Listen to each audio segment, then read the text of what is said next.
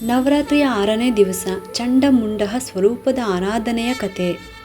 ಕೂರ್ಮಲೋಚನ ಹಾಗೂ ರಾಕ್ಷಸ ಸೈನಿಕರೆಲ್ಲರೂ ಯುದ್ಧದಲ್ಲಿ ಹತರಾದರು ಎಂಬ ಸುದ್ದಿ ಕಿವಿಗೆ ಬಿದ್ದೊಡನೆ ಅಧಿಪತಿ ಶುಂಭ ಭಯದಿಂದ ನಡುಗಿ ಹೋದ. ಮಾತನಾಡಲಾಗದೆ ಅವನ ತುಟಿಗಳು ಕಂಪಿಸಿದವು. ಮುಂದೆ ಏನು ಹೇಗೆ ಎಂದು ತಿಳಿಯಲಾಗದ ಆತ ಗೊಂದಲಕ್ಕೆ ಸಿಲುಕಿದ.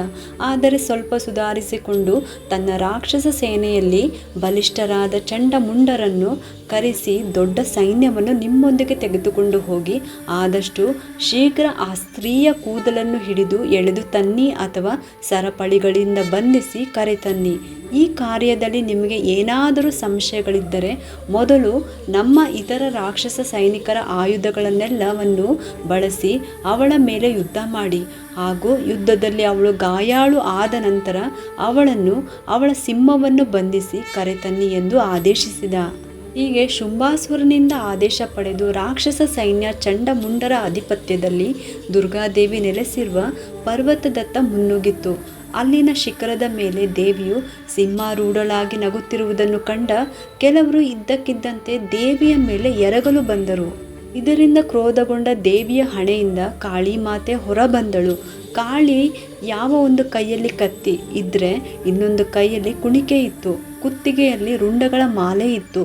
ಹುಲಿಯ ಚರ್ಮ ಧರಿಸಿದ್ದ ಕಾಳಿ ಕಂಗಳನ್ನು ಕೆಂಪಾಗಿಸಿ ನಾಲಿಗೆಯನ್ನು ಹೊರಹಾಕಿ ರಾಕ್ಷಸರತ್ತ ನೋಡುತ್ತಾ ಗರ್ಜಿಸಿದಳು.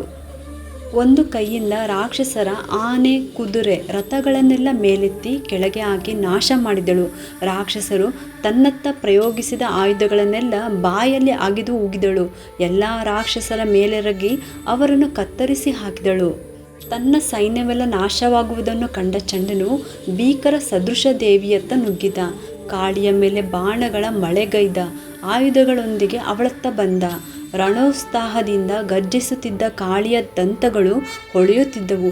ಸಿಂಹಾರೂಢಳಾದ ಕಾಳಿ ತನ್ನತ್ತ ಬರುತ್ತಿದ್ದ ಚಂಡನನ್ನು ಕೂದಲುಗಳಿಂದ ಹಿಡಿದೆಳೆದು ಕತ್ತಿಯಿಂದ ಅವನ ಶಿರವನ್ನು ಕತ್ತರಿಸಿದಳು. ಚಂಡನ ಭೀಕರ ಅಂತ್ಯ ಕಂಡ ಮುಂಡನು ಕಾಳಿಯತ್ತ ಬರುತ್ತಾನೆ. ಆದರೆ ಕಾಳಿ ಅವನನ್ನು ನೆಲಕ್ಕೆ ಉರುಳಿಸಿ ಕತ್ತಿಯಿಂದ ಅವನ ಸಂಹಾರ ಮಾಡಿ ಬಿಡುತ್ತಾಳೆ. ಚಂಡಮುಂಡರ ಅಂತ್ಯ ಕಂಡ ಇತರ ರಾಕ್ಷಸರು ಹೆದರಿ ಹಿಂದೆ ಓಡಿ ಹೋಗುತ್ತಾರೆ. ಆಗ ಕಾಳಿಯು ಚಂಡ ಹಾಗೂ ಮುಂಡರ ಶಿರಗಳನ್ನು ಹಿಡಿದು ದುರ್ಗಾದೇವಿಯಲ್ಲಿಗೆ ಬಂದು ಇದು ಚಂಡಮುಂಡರ ಬಲಿಯನ್ನು ಪಡೆದು ಬಂದಿದ್ದೇನೆ ಎನ್ನುತ್ತಾಳೆ. ಆಗ ಪ್ರಸನ್ನರಾಗುವ ದುರ್ಗಾದೇವಿ, ಹೇ ದೇವಿ, ಚಂಡಮುಂಡರನ್ನು ಸಂಹಾರ ಮಾಡಿದ್ದಕ್ಕಾಗಿ ಇನ್ನು ಮುಂದೆ ನೀನು ಪ್ರಪಂಚದಲ್ಲಿ ಚಾಮುಂಡ ಎಂದು ಪ್ರಸಿದ್ಧ ಆಗುತ್ತಿದೆ ಎಂದು ಕಾಳಿಗೆ ಹೇಳುತ್ತಾಳೆ. ಇಲ್ಲಿಗೆ ನವರಾತ್ರಿಯ 6ನೇ ದಿವಸದ ಕತೆ ಚಂಡಮುಂಡ ಸ್ವರೂಪದ ಆರಾಧನೆಯು ಸಂಪೂರ್ಣವಾಯಿತು.